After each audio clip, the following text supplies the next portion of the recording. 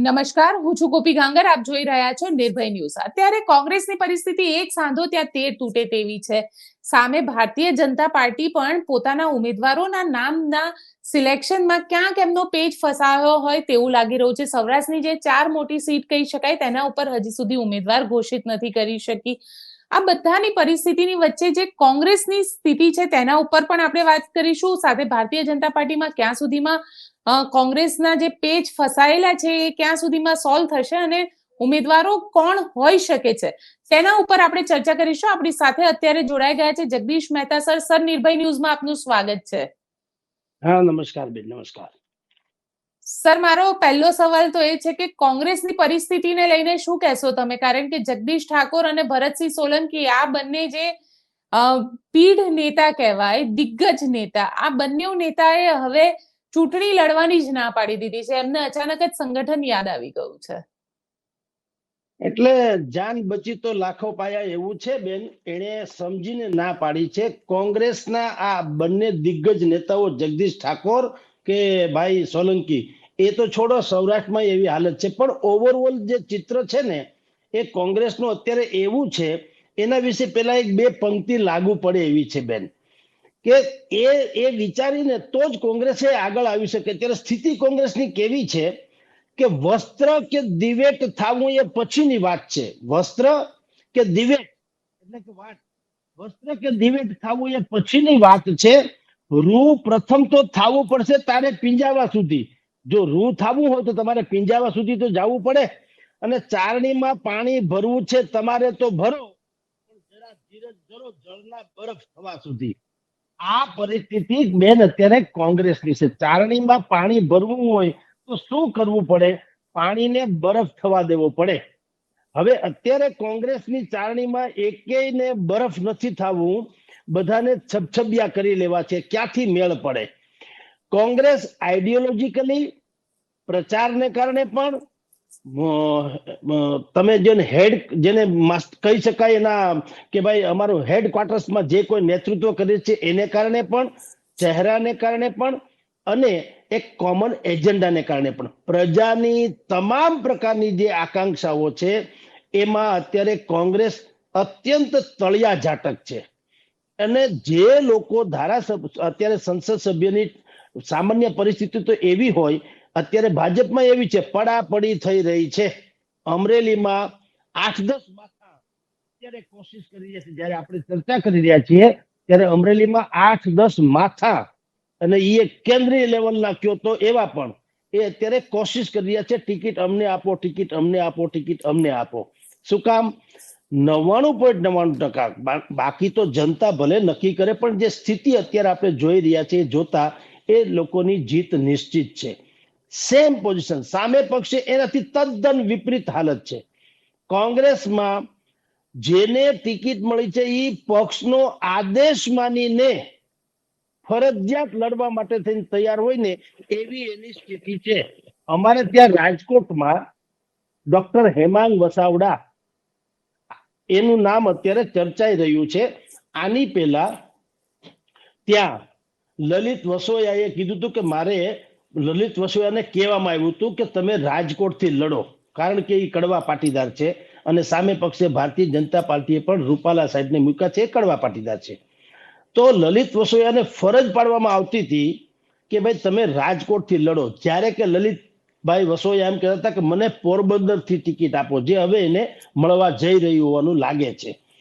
આ ઉપરાંત આવી પોઝિશન હોવા છતાં દરેક જગ્યાએ, હું તો ખાલી પેલા રાજકોટથી શરૂ કરીને તમને આખા સૌરાષ્ટ્ર કચ્છનું કહીશ, પણ રાજકોટમાં અત્યારે તમે વિચાર કરો, કોંગ્રેસમાં લલિત વસોયાને હવે પોરબંદર મૂક્યા, તે પછીથી હેમાંગ વસાવડાય છે, હિતેશ વોરાય છે, ઇન્દ્રનીલ રાજગુરુ તો છે જ છે. વારંવાર ને વારંવાર એને ટિકિટ આપવાની કોશિશ કરવામાં આવી રહી છે.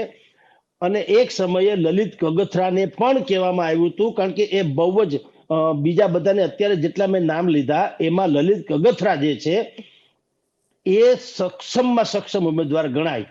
પરંતુ એણે પણ, અમારા સૂત્રો દ્વારા જાણવા મળ્યું છે પ્રમાણે, એણે પણ ના પાડી દીધી છે. એટલે ભરત સોલંકી કયો, જગદીશ ઠાકોર કયો, અહીંયા લલિત કગથરા કયો, કે બાકી જેટલા લોકો છે મોટા ભાગે ના પાડનારા છે. એ ના શું કામ પાડે છે બેન? કારણ કે એક આશાનું કિરણ જાગવું જોઈએ, એક ઉમંગ ઉત્સાહ હોવો જોઈએ. આ લોકતંત્રનો મોટો અવસર છે અને એ અવસરમાં આપણે પ્રજાના કામ કરવાથી માંડીને એક પક્ષને નવપલિત કરવા સુધીની જે વાત હોવી જોઈએ એવી કોઈ જેને આમ તમે ચોમાસામાં છે ને ભાદરવામાં ગાભ બંધાય, એ વાદળા એવી રીતે ગાભ બંધાય કે તમને ગરમાટ થાય ને ગરમાટ થાય એટલે ભયંકર વરસાદ પડે, એવો ગાભ હજી બંધાણો જ નથી કોંગ્રેસમાં.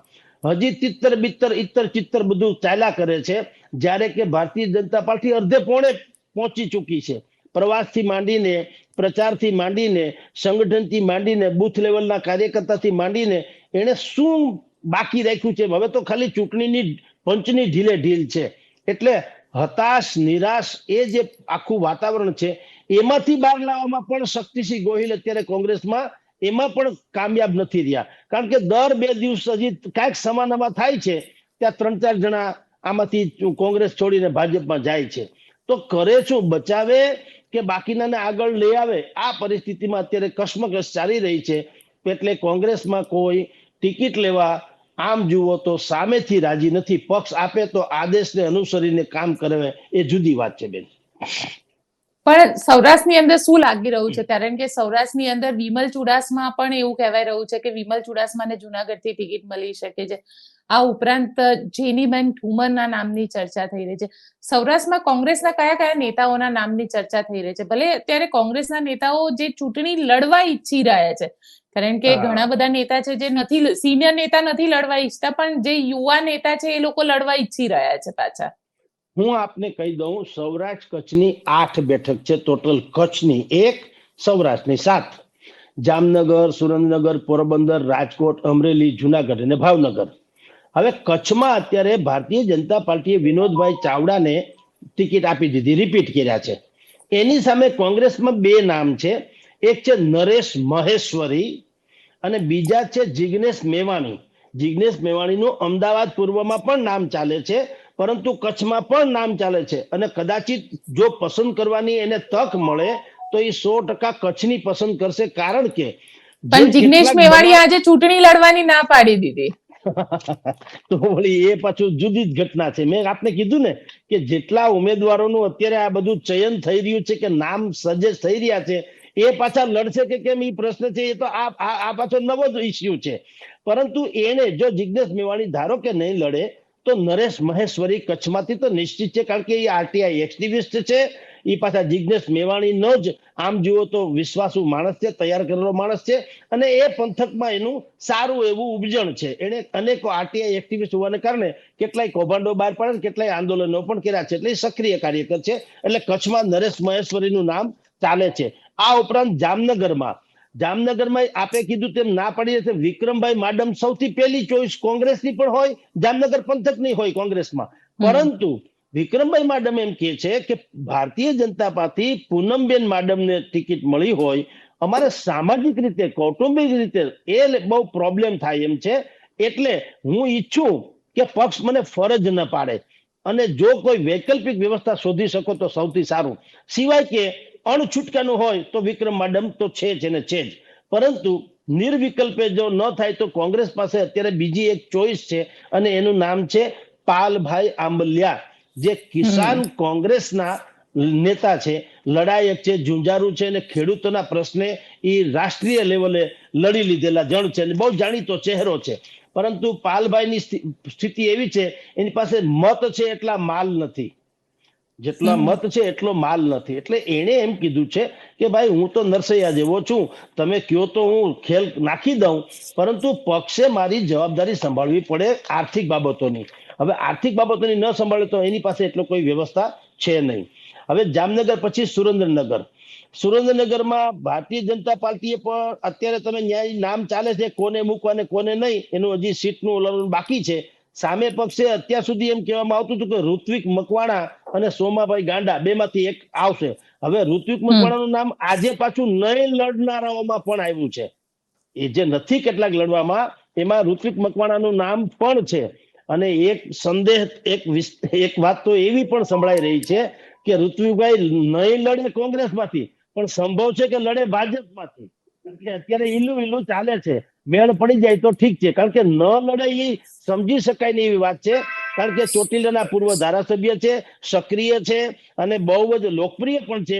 કમસે કમ ફાઇટ તો સારી આપી જ શકે, તો એને ના પાડવાનો કોઈ કારણ નથી, વાજિબ કારણ તો છે જ નહીં. પરંતુ જે કહેવાય છે એ કારણ એવું છે કે અંદર ખાને એક વ્યવસ્થા ચાલે, કારણ કે ભારતીય જનતા પાર્ટી પાસે પણ એવો કોઈ ચહેરો નથી. પછી ના છૂટકે એને ભાઈને મૂકવા પડે એ જુદી વાત છે, મહેન્દ્ર મુંજપરાને. પરંતુ જો સીટમાં ન મેળ પડે તો લાલજીભાઈ મેર ને પ્રકાશભાઈ વરમોરા અને આવી બધી વાતો છે ભારતીય જનતા પાર્ટી પાસે. પરંતુ એવો ચહેરો તો નથી કે જે મૂકે એટલે એની કઈ ઓળખ આપવી ન પડે વિશેષતઃ. તો એ ચહેરો તો પાછો ઋત્વિક મકવાણા છે. કમનસીબે અત્યારે ભારતીય જનતા પાર્ટી ને કમનસીબે આ કોંગ્રેસમાં છે. પરંતુ જે ઓપરેશન લોટસ અત્યારે ચાલી રહ્યું છે એમાં સંભવ છે કે ઋત્વિક મકવાણાને પણ દાણા નાખવામાં આવે, અને જો એ ભાઈ એમાં દાણા ચડી જાય તો એ ભારતીય જનતા પાર્ટીમાંથી પણ લડી શકે. ત્યાર પછી આપણે પોરબંદરમાં આવીએ તો પોરબંદરમાં અત્યારે બે જગ્યાએ આમ જુઓ તો નિશ્ચિત થઈ ચૂક્યું છે. અહીંયાથી મનસુખભાઈ માંડવિયા છે ભારતીય જનતા પાર્ટી તરફથી, સામે પક્ષે લલિતભાઈ વસોયાનું 99.99% છે. જાહેરાત જ બાકી છે એમ કે તો ચાલે ઔપચારિકતા. પરંતુ ત્યાંય ફાઇટ બુદ્ધિપૂર્વકની થવાની, કારણ કે લેવા કડવા પટેલ પાટીદાર આધારિત એ બેઠક છે.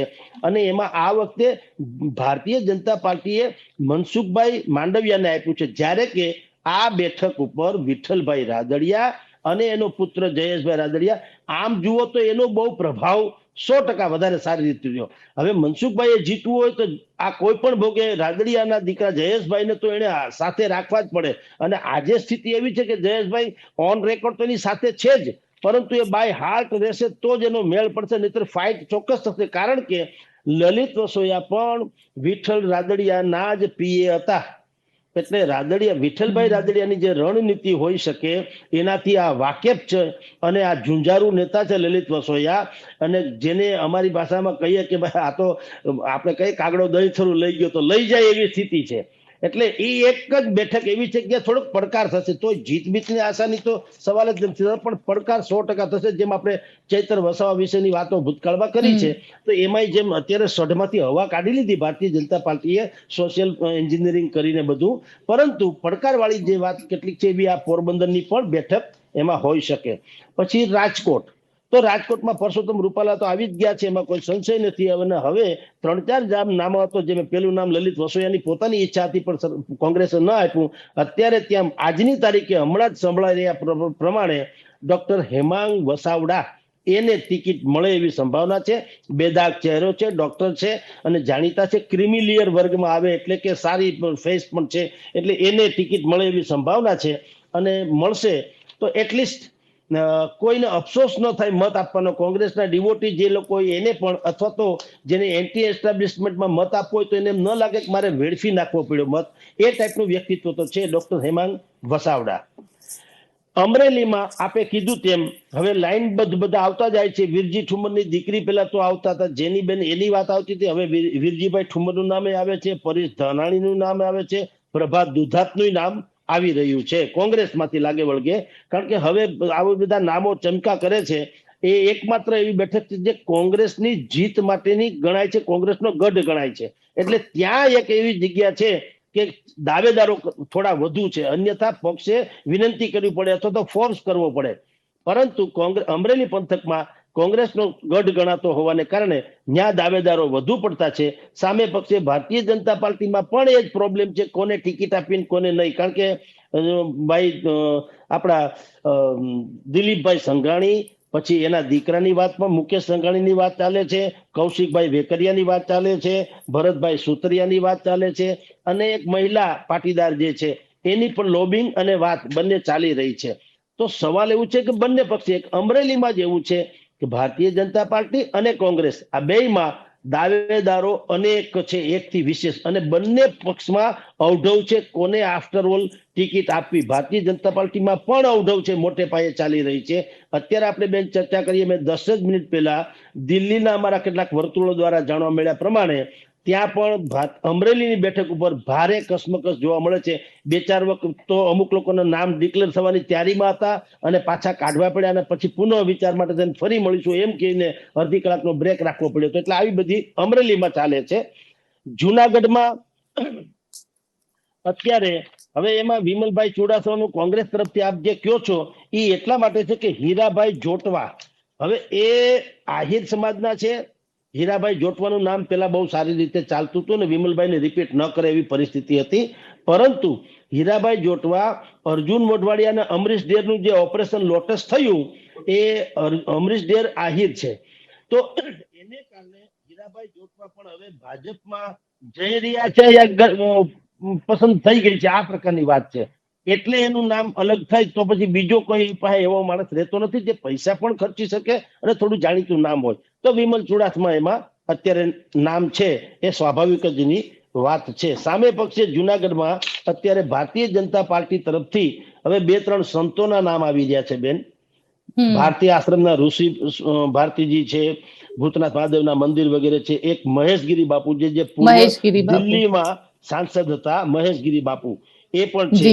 બીજું જો મેળ પડે તો ઉનાના જે ધારાસભ્ય પૂર્વ જે છે પુંજાભાઈ વંશ કોંગ્રેસના છે, એને તોડીને ભારતીય જનતા પાર્ટી જુનાગઢની બેઠક ઉપરથી લડાવવાની કોશિશ કરી રહી છે. કારણ કે આ આખી બેઠક એ કોળી બાહુલ્ય વિસ્તાર બહુ આવે છે. ત્યાં વેરાવળ, સૂત્રાપાડા, ઉના એ બધા કોળી બાહુલ્ય વિસ્તારો છે. અને કોળી બાહુલ્ય વિસ્તારોમાં સ્વાભાવિક જ છે જ્ઞાતિ કાસ્ટિઝમ વાઇઝ જાય તો પુંજાભાઈએ ભૂતકાળમાં નરેન્દ્ર મોદીના આવા વેવ્સ છતાં પણ એને સારી ટક્કરે જ લીધીને ધારાસભ્ય રહી ચૂક્યા છે. એટલે સૌથી પહેલી પસંદ ભારતીય જનતા પાર્ટીની પુંજાભાઈ વંશ છે. તે પછી જો એનો મેળ ન પડે તો બેમાંથી એક સાધુ સંતનો મેળ પડી જાય, મહેશગીરી બાપુ આવે યા ભારતીય આશ્રમ વાળા બાપુ આવે, એની અત્યારે ચાલી રહી છે વાત. પછી તો જે નક્કી થાય તે. અને ભાવનગરમાં તો કોંગ્રેસે તો સ્વાભાવિક છે આમ આદમી પાર્ટી સાથે વ્યવસ્થા કરી જ લીધી છે. અને ભારતીય જનતા પાર્ટી જો ભારતીબેન શિયાળને રિપીટ ન કરે તો હીરાભાઈ સોલંકી, પરસોત્તમ સોલંકીના ભાઈ છે, જે ધારાસભ્ય છે રાજુલાના, એને રાજીનામું અપાવડાવે, સંસદની બેઠક લડાવડાવે અને હીરાભાઈ સોલંકીની બેઠક જે ખાલી પડે એમાં અમરીશ ડેર જે હમણાં ભારતીય જનતા પાર્ટીમાં ભેળ્યા એને ઉભા રાખી લડાવડાવે. અને હીરાભાઈ સોલંકી જો ભાવનગરથી લડે તો ભારતીય જનતા પાર્ટી અમસ્તી પણ પ્લસમાં તો હતી જીતવાની આશા સાથેની, પણ એની સંભાવના અને લીડ ઓર વધી જાય. કારણ કે એ આખા પંથકમાં તો સોલંકી બંધુનું બોલે સો નિહાલ સત શ્રી અકાલ એના જેવું છે બેન. પણ સાથે સર એક ચર્ચા એવી પણ થઈ રહી છે કે કોળી જેટલી પણ સીટ છે, જે 4 મેઇન કોળી સીટ કહી શકાય સૌરાષ્ટ્રની, ભાવનગર સાથે જુનાગઢ, સુરેન્દ્રનગર, આ બધી જે સીટ છે, આ સીટ ઉપર ક્યાંક પુરુષોત્તમ સોલંકીના દીકરીને પણ ચૂંટણી લડાવી શકે છે, જેમાં જુનાગઢનું નામ વધારે આવી રહ્યું છે. એ આપણે એના વિશે ચર્ચા પણ એટલામાં એ ચર્ચા કરી છે કે જુનાગઢની બેઠકની જ વાત આવતી હતી કે અને 2 જગ્યાએ વાત આવતી હતી. ભારતીબેન શિયાળની જે ભાવનગરની બેઠક છે એ અને જુનાગઢ, આ 2 બેઠક ઉપર વાત ચાલતી. પરંતુ અમરીશ ડેર જ્યાંથી ભારતીય જનતા પાર્ટીમાં ભળી ગયા એટલે સમીકરણ પલટાઈ ગયા. કારણ કે હીરાભાઈ સોલંકી અત્યારે ધારાસભ્ય છે, પરસોત્તમ સોલંકી મંત્રી છે, તો હવે એની જ દીકરીને તો એક જ પરિવારમાંથી 3 જણાને કઈ બધો લાહો આપી દે તો એ પણ યોગ્ય ન ગણાય. એટલે અમરીશ ડેર ભારતીય જનતા પાર્ટીમાં આવી ગયા. એટલે હવે જે સ્થિતિ ફેર થઈ ચૂકી છે એ શું થઈ છે કે હીરાભાઈ સોલંકીને જ આપણે આ ટિકિટ આપવાની ભાવનગરની ગણતરી ચાલી રહી છે. અને જો ભાવનગરમાં ન પડે તો કદાચ જુનાગઢની બેઠક મળે તોય વાંધો તો ન જ લાગે છે. એમની સાથેનો સંપર્ક તૂટી ગયો છે, ફરીથી સંપર્ક કરવાનો પ્રયત્ન કરીશું. જી સર. હા, ચાલી રહ્યું છે, કશ્મકશ ચાલી રહી છે શું કરવું તે. કારણ કે બંને હાથમાં અત્યારે હીરાભાઈ ત્યાં છે અને પરસોત્તમ સોલંકી તો મિનિસ્ટર છે જ. એટલે આ લોકોનો આગ્રહ ભાવનગરનો છે, સોલંકી પરિવારનો આગ્રહ ભાવનગરનો છે કે જો તમારે રાખવું હોય હીરાભાઈને આપો યા દીપુબેનને આપો સોલંકીને, તો ભાવનગર પંથક રાખો, જુનાગઢનો નહીં. પણ કશ્મકશ ચાલી રહી છે બેન. આફ્ટર ઓલ પછી તો ભારતીય જનતા પાર્ટી જે કરે તે. અને અત્યારે ભારતીય જનતા પાર્ટી પાસે આમ તમે જુઓ તો સંગઠનથી માંડીને બધી જ પ્રકારની વ્યવસ્થા હોવાને કારણે એ મહિલા તરફ વધુ જશે. તો હવે જે 11 બેઠકો બાકી છે એમાં મહિલાઓને વિશેષ પ્રાધાન્ય આ સેન્સમાં પણ આપીને ગમે તે પ્રયોગ કરી તો શકે છે. કારણ કે સામે પક્ષે આપણે જેમ પહેલા ચર્ચા કરી તેમ કે વિરોધ પક્ષમાં કશું જ નથી, તો હવે તો દોડવું હોય ઢાળ મળવા જેવું છે, એટલે કોઈ એને પ્રોબ્લેમ નડે એમ નથી. સાથે પાટીદારો પણ ઘણા એક્ટિવ થઈ ગયા છે. તમે જોવો, પુરુષોત્તમ રૂપાલા હમણાં નરેશ પટેલને મળવા માટે ગયા હતા. એટલે પાટીદારોની રાજનીતિ પણ જે છે કડવા લેવાની પાટીદારોની જે રાજનીતિ છે એ પણ એટલી જ સક્રિય થઈ ગઈ છે. સૌરાષ્ટ્રની અંદર નરેશ પટેલને લઈને અત્યારે શું કહેવાય રહ્યું છે? કારણ કે એવી પણ ચર્ચા હતી કે નરેશ પટેલ એક્ટિવ નથી પણ રાજનીતિમાં ખૂબ સક્રિય છે. ના બેન, એ સમયગાળો વયો ગયો, એ ફેસ વયો ગયો. નરેશ પટેલનું વ્યક્તિત્વ કેવું છે, એને બસ હું પોળો ને બજાર હાંકડી, તમે મને ગલગલિયા કરો, મને મંચ ઉપર બેહાડો, મને મોટો માનો, મને બધા પગે લાગો, મને મંચ ઉપર કેન્દ્રીયમાં સ્થાન આપો, નરેશભાઈ કર્યા કરો, આ ટાઈપનું એનું વ્યક્તિત્વ છે. એને ક્યારે એક ક્લિયર સ્ટેન્ડ નથી લીધું, જેને જેને કહી શકાય ને બહાદુરી ભર્યું કહી શકાય એવું કોઈ સ્ટેન્ડ લીધું નથી. એ આની પેલા ધારાસભાની ચૂંટણીમાં પણ હું લડું છું નથી લડતો, લડું છું નથી લડતો, એમાં તો પેલા 2-4 મહિના કાઢ્યા. પછી હું સર્વે કરાવી રહ્યો છું, અમારા સમાજનો એટલે પટેલ સમાજનો, પાટીદાર સમાજનો સર્વે કરાવું છું, સમાજ જે કહેશે એમ કરીશ, સમાજ જે કહેશે એમ કરીશ. એમાંય પાછા 2-4 મહિના ટૂંકમાં સરવાળે બધું કાઢી નાખ્યું. ત્યાં સુધી આ પક્ષ જે છે, પક્ષ આ ભાઈને કારણે, નરેશ પટેલને કારણે, કારણ કે તમે લડવા માંગો છો તો ભારતીય જનતા પાર્ટીએ અને કોંગ્રેસે બેય વેલકમ તો કર્યું જ હતું.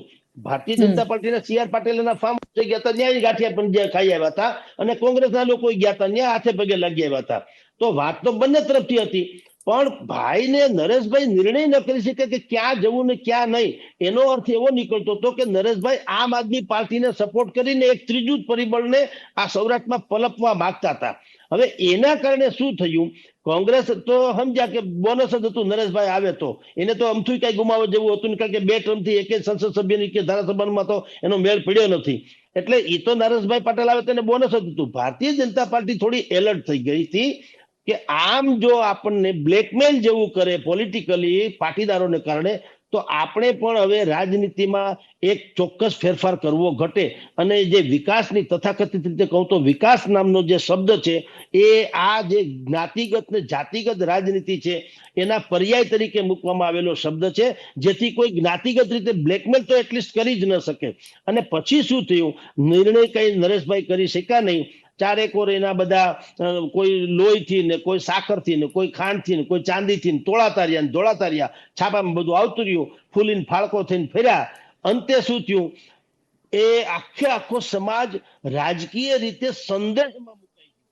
એ એક સમયે ભારતીય જનતા પાર્ટીની કમિટેડ વોટ બેંક જેવું હતું. ભારતીય જનતા પાર્ટી અને પાટીદાર સમાજ એ બે એક સિક્કાની 2 બાજુ જેવું હતું. અને એના કારણે બંનેનો વિકાસ હતો, ભાજપનો હતો, પાટીદાર સમાજનો તો વિકાસ હતો જ હતો. પરંતુ નરેશભાઈના આવા અવઢવ ભર્યા વાતાવરણ અને વલણને કારણે એ આખો સમાજ જે છે ને, એ આમ શંકાના ઘેરામાં મુકાઈ ગયો કે આ સમાજ અત્યારે આપણી સાથે છે, કાલ કદાચ ન પણ હોય એવું હવે ભારતીય જનતા પાર્ટી બુદ્ધિપૂર્વક માનવા માંડ્યા છે.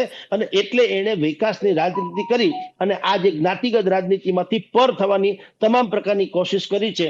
હું તમને અત્યારે કહું છું કે જે 2 સાધુ સંતોના નામ આવે છે જુનાગઢમાં, મહેશગીરી બાપુ હોય કે ઋષિ ભારતુ હોય કે, એ શું છે? હવે એ તો સાધુ છે, આમ જુઓ તો ફકીર છે, સંસાર ત્યાગી દીધેલો છે, પરંતુ એ એમ સૂચવે છે અમે કોઈ પણ પ્રકારે કઈ પાટીદાર કે પટેલ કે કોળી કે ફલાણું કે જ્ઞાતિઓના આધારે એમાં નહીં. ભારતીય જનતા પાર્ટી એમ કહે છે કે અમે અમારા તથાકથિત જે વિકાસના કામોના નામે મત માગીએ છીએ, અમારા રિપોર્ટ કાર્ડના નામે મત માગીએ છીએ, અમારા પરફોર્મન્સના આધારે મત માગીએ છીએ, અમારા સંગઠનના આધારે મત માગીએ છીએ.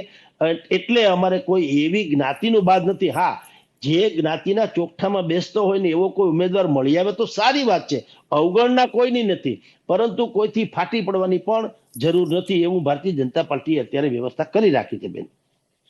સર, તમને લાગે છે કે જે રીતે ઇલેક્ટોરલ બોન્ડની વાત અત્યારે સુપ્રીમ કોર્ટે કરી છે ને આજે સુપ્રીમ કોર્ટ, તો આની પણ એક ઇમ્પેક્ટ ચૂંટણી ઉપર જોવા મળશે? સાહેબ, એ અઘરો વિષય છે ને, એને હજી સરળ બનાવી શક્યા નથી વિપક્ષો. જે કરવું જોઈએ એને, એ મુદ્દો તો બહુ ખતરનાક છે, પરંતુ એને લોકભોગ્ય બનાવી નથી શક્યા. એટલે ઇલેક્ટ્રોનિક બોન્ડ એ લોકોને હજી, તમે જો કોમન પીપલને પૂછે તો હજી એને બહુ આઈડિયા નથી કે આ શું કહેવા માંગે છે, આ શેની વાત છે. એટલે એ વાત જે છે એ હજી થોડીક આગળ વધે એ પહેલા તો ભારતીય જનતા પાર્ટીએ અત્યારે CAA એને લાગુ પાડવાની વાત કરી દીધી. અત્યારે બજારમાં ચર્ચા CAA ની થઈ રહી છે, ઇલેક્ટ્રિક બોર્ડની નહીં. તો ભારતીય જનતા પાર્ટી પાસે તો એ બુદ્ધિ છે કે જ્યારે કે કોઈ એવો માઇનસ પોઈન્ટ કે એને જેને આપણી પાસે એમ કહીએ હળવો દડો નખાઈ જાય અને સામેવાળા સિક્સર ફટકારી ન દે, એટલે વળી પાછું એક યોર્કર નાખી દે, CAA નામનો યોર્કર એને નાખી દીધો. પરંતુ વિપક્ષ પાસે મેં કીધું ને વિપક્ષનો પ્રોબ્લેમ કાંઈ નથી. એ ફરિયાદ એમ કરતા ફરે કે આ ગોદી મીડિયા છે, મોદી મીડિયા છે, અથવા તો મીડિયામાં આમ. ભલા માણસ, તમે મીડિયા ફ્રેન્ડલી નથી. બસ તમારો આ મોટામાં મોટો વાંક છે વિપક્ષનો. તમે મીડિયા ફ્રેન્ડલી નથી. છાપામાં અને ટીવી ચેનલ્સ થી માંડીને બધામાં બધું મફતમાં આવે છે. કોઈ અત્યારે કોઈ એમાં કઈ ખર્ચવા જો, પણ તમે કઈક ખખડો તો અવાજ આવે ને. તમે મૌન ધારણ કરીને બેસો તો કેમ તમારી વાત કેમ સાંભળવી? એટલે એ મીડિયા ફ્રેન્ડલી નથી, અને એને મીડિયા મેનેજમેન્ટ કરતા નથી આવડતું. અને કમનસીબી એ છે કે આપણે તો અહીંયા મીડિયા બેન તરીકે ચર્ચા કરીએ છીએ. ક્યારેય કોંગ્રેસને એવું નથી સૂચતું કે એક વખત તમારા મારા જે કે ગમે તે એ જેને સારા માનતા હોય ને, અભ્યાસુ હોય, લાઈનના હોય, કે ભાઈ શું કરીએ તો મીડિયામાં સારી રીતે આપણે પ્રેસનો સારી રીતે લખાઈ શકે, પ્રજાના પ્રશ્નો સારી રીતે આવી શકે, એને ફ્લેરઅપ કરવું તો શું કરવું જોઈએ? એ કશું જ નહીં.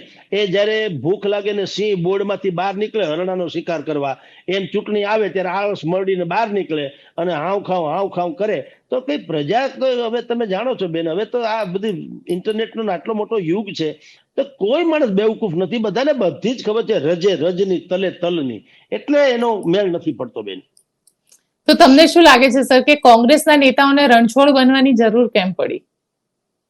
બેન એટલા માટે કે અમે એમ કે કોંગ્રેસના લોકોએ જે ભેગું કર્યું છે અત્યારે, આ બધા જે કે છે ને વિચારધારા ને રામલલા ને ફલાણું ને, આ તો બધી બેવકૂફને ઉલ્લુ બનાવવા જેવી વાતો છે. લોકોને લોકો બનતા નથી. એ તો એ પોતે એ માને છે કે અમે બોલીએ છીએ. લોકો જુઓ, હું બોલું અને તમે સાંભળો, એ બે વચ્ચેનું એક અંતર છે. હું બોલું એ તમે નથી સાંભળતા, તમારે જે સમજવું છે એટલું જ સાંભળો છો. બાકી બધું જ આપણે ડિલીટ કરતા હોઈએ છીએ. સેમ પોઝિશન આમાં પણ છે. અત્યારે અર્જુન મોઢવાડિયાથી માંડીને જે અમરીશ ડેર સુધીના લોકો કે છે કે ભાઈ રામલલાના દર્શન કરો, આમને તેમને, તો ભલામણા જ્યારે સોનિયા ગાંધીના પક્ષે કપિલ સિબ્બલ થ્રુ એમ કહેવામાં આવ્યું હતું કે રામ એક કાલ્પનિક પાત્ર છે, ત્યારે તમારા હૃદયનો રામ ક્યાં ગયો હતો? તો પ્રજાને તો બધી ખબર જ છે કે તમારો ભાંડો ભરાઈ ગયો, હવે ફૂટે નહીં કોઈ હિસાબે. એટલે તમે આ બીજા પક્ષમાં આવી જાઓ. અને બીજું, અહીંયા કોઈ ફ્યુચર નથી કોંગ્રેસમાં. કોંગ્રેસમાં તમે સ્વયં એક હાસ્યામાં ધકેલાઈ ગયા છો. જૂથવાદ ચરમસીમાએ છે. અત્યારે સત્તા પક્ષ એટલે કે પ્રદેશ કોંગ્રેસના અધ્યક્ષ અને એનું જે મંડળ છે એમાં તમારો ક્યાંય મેળ પડતો નથી. અને બીજું કે તમારું પોતાનું ઓડિયન્સ જે છે એ પણ અડધું પડતું ભારતીય જનતા પાર્ટીને સંલગ્ન હોય એવું ઓડિયન્સ છે. અને તમારી પાસે જે તમે ભેગું કર્યું છે ગાંધીવાદના નામે, હજારો કરોડની સંપત્તિ તમે જે એકત્ર કરી છે. હવે આને ગાંધીવાદને તોય છતાં પાછા કે તો ખરા જ કે અમે ગાંધીવાદની વિચારધારાને ભરેલો પક્ષ છીએ, અને લોકો પાછા સાંભળે છે. ને એ તમે જુઓ, કલ્પના કરો કે ગાંધીજી જે પોતળી ભેર આખી જિંદગી રહ્યા અને પ્રજાની યાતના માટે થઈને કાળા ભમર થઈ ગયા ત્યાં સુધી, ને તો બેરિસ્ટર કક્ષાના માણસ હતા, એ મેકઅપ કરીને બેસી શીખાવત આપણી જેમ, પણ એને લોકોની પ્રજાના હિત માટે થઈને પોતાની કાયા કુરબાન કરી દીધી. એવા આવા કોઈ નેતા અત્યારે કોંગ્રેસના હોય મને બતાવો કે જેણે એમ કહી શીખ્યા હોય કે મેં આટલા વર્ષ લોકોની સેવા કરી, મારા જમીન ખોરડા બધું વેચાઈ ગયું, હવે મારી પાસે આ બે જોડી કપડા છે પહેરવાના, બીજું કાંઈ એવું તો કાંઈ છે નહીં. હજારો કરોડ, કહું છું, 1000 કરોડ નહીં, હજારો કરોડની સંપત્તિના માલિક તેને બેઠા છે, છતાંય પાછા વિચારધારાની વાત કરે. તો તમે બેન સમજો છો, હું સમજુ છું, સામાન્ય માણસો અત્યારે વોટ્સએપ યુનિવર્સિટી તમે જાણો છો, બધાય વોટ્સએપ યુનિવર્સિટીએ બધાને પીએચડી બનાવી દીધા છે. એટલે કોઈ કરતા કોઈ કોઈનાથી ફાટી પડતું નથી, કોઈ અભિભૂત થતું નથી, કોઈ ઓળઘોળ થતું નથી, કોઈ કશું જ નહીં. બધા એન્ટરટેનમેન્ટની દ્રષ્ટિએ આ કાર્યક્રમ જુએ છે. ભારતીય જનતા પાર્ટીની સભાઓ તો ન્યાય જય ભારત માતા કી જય હો એમ કે, અને કોંગ્રેસ ન્યાય જય જોવા આનંદ મંગળ કરવામાં શું વાંધો છે? મત કોને આપવો તો એની પાસે નિશ્ચિત છે વાતો, ક્યાં કોને દેવો તે. એટલે હવે તો પક્ષમાં છે ને, પેલા એવું હતું કે પ્રધાન મુખ્ય જે ગણાય ને પ્રજા ગૌણ હતી, હવે છે ને મતદારો પ્રધાન છે, એટલે કે મુખ્ય છે, અને નેતાઓ એ ગૌણ છે. પ્રજા મુખ્ય છે પણ પ્રજાની વાત જ લોકો સુધી નથી પહોંચતી, એટલે પ્રજા શું બોલે છે નેતાઓના કાને ક્યારેય નથી પહોંચતું, અને એના તો અનુભવ તમને ને મને બંનેને છે. પણ બેન, લોકોને હવે લોકોએ એક પરિભાષા બીજી સમજી લીધી છે કે આ લોકો એટલે કે પ્રધાનો હોય કે ધારાસભ્ય હોય કે સંસદ સભ્ય, એની વિકાસની એક મર્યાદા છે. ગ્રાન્ટ્સ જે મળે છે 2-5 કરોડની, એને બાદ કરતા એનાથી ભૂંજો પાપડે ભાંગતો નથી. એ હવે પ્રજા સમજી ચૂકી છે. એટલે જ પ્રજા છે ને એક ગ્લોબલ વિચારમાં આવી ગઈ છે કે એવા વિઝનરી લોકોને ટેકો આપવો જે સમૂચા રાષ્ટ્રનું હિત કરી શકે ને, જેની પાસે વિઝન છે, આવડત છે, સક્ષમતા છે, અને બધું જ છે, જે અત્યારે આપણે નિહાળી રહ્યા છીએ. તો એ ટાઈપનું માનસ થઈ ગયું છે. પેલા એવું હતું આપણને કે ધારાસભ્ય હોય તો આપણો હોય તો ફેર પડે. હવે તમે વિરોધ પક્ષના ધારાસભ્યનું પાવલું આવતું નથી. એ રજૂઆત કરી શકે તો રજૂઆતનો કાળો કાગડો કરી શકે. રજૂઆતનું આવે શું ભલામણ? આશ્વાસન આપી શકે. આશ્વાસન તો આપણે એકબીજાને પરસ્પર આપી શકીએ. કામ જેની સહીથી થઈ જાય એ શાસક પક્ષથી જ થાય છે. એટલે લોકો હવે જયારે ભળી જાય, પક્ષ પલટો કરે છે, તો એને કોઈ ન તો એને શરમ છે, ન પ્રજા એને દોષિત ગણે છે. બલકે જયારે શાસક પક્ષમાં ભળી જાય ત્યારે એને ઢોલ ત્રાસાથી નબીલ ગુલાલથી વધાવવામાં આવે છે કે હારું થયું તમે ત્યાં વયા ગયા, અમારા બે કામ હાવ અટકાતા કદાચ થોડા ઘણા વધારે પડતા તમારે કારણે થઈ જશે. એટલે હવે એ સોચ પણ નથી. એ પ્રજામાં આવેલો બદલાવ છે લોકતંત્ર વિશે. આપણે માનીએ છીએ કે લોકતંત્રમાં વિરોધ પક્ષ સારો હોવો જોઈએ, પરંતુ આપણે બેન ઘણી વખત ચર્ચા કરી કે નાલાયક ઓલાદ કરતા તો નિઃસંતાનપણું વધુ સારું. એ ભાંગલો તૂટલો વિપક્ષ હોય, પોતાનું માંડ કરી ખાતું એવા વિપક્ષ નું આવે શું? એ તો અમસ્તા હળી કરે ને સારા કામમાં ઓ વિઘન નાખે. એના કરતા બેટર છે એક વખત હવે લડી લેવા. જો દેખતે હે જો તાનાશા બાનાશા કોઈ થઈને જાય એને પાછું જીતવું છે. કોઈ પણ માણસ એમ કે ભાઈ તો લોકતંત્રમાં એક હથું સત્તા થાય તાનાશાના ગદ્દાફીને ગટરમાંથી કાઢીને પ્રજાએ શૂટ કરી દીધો. આપણી નજર સામેનો ઇતિહાસ છે. એટલે પ્રજા હાઈકમાન્ડ જ હોય છે લોકતંત્રમાં. એને જ્યાં સુધી એમ લાગશે કે મોદી સરકાર જે છે એ સારું કરી રહી છે તો એને અજરા અમર મત આપશે. જ્યારે એને એમ લાગશે કે આમાં સમથિંગ ઇઝ રોંગ, તે દિવસે પ્રજા એનો મત બતાવશે. જી સર. એટલે એ ચિંતા કરવાનું કોઈ કારણ નથી. જનતા પોતે બહુ જ વિચારશીલ થઈ ગઈ છે ને એને પોતાનો મતના કિંમત સમજાણી છે.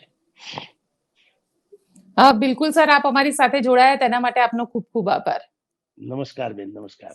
તો આ હતા જગદીશ મહેતા સર, જેમનું કહેવાનું છે કે જનતા બધું જ જાણે છે અને જનતા જ નક્કી કરે છે કે લોકતંત્રમાં આખરે કોને વોટ આપવો.